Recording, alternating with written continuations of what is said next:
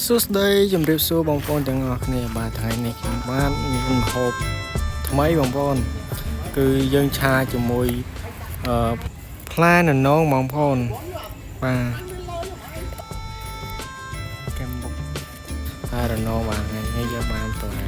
បែបហ្នឹងបងប្អូនហើយចាប់ដើមចិត្តវាអញ្ចឹងបងប្អូនចិត្តវាជំនិតនេះអញ្ចឹងទៅយើងចិត្តឲ្យវាបែបហ្នឹងទៅ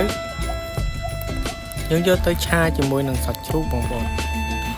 នេះបងប្អូននេះសាច់ជ្រូកយើងអត់មានអីច្រើនទេបងប្អូនមានធម្មតាមកខាំនេះក៏បានដែរបងប្អូនឆាក៏ឆ្ងាញ់ដែរបង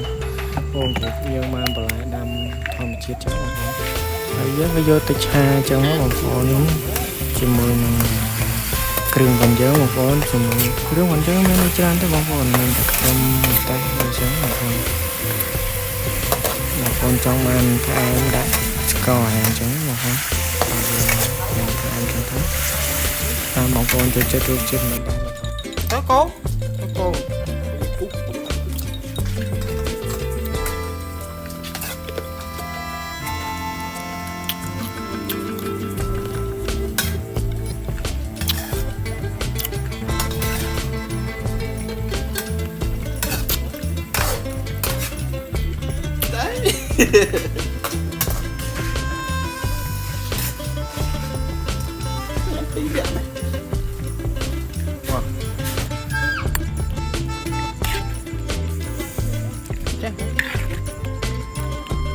តែដល់មានដងហ្នឹងដ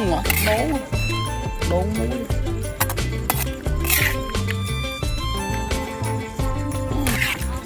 ដាក់ហើយ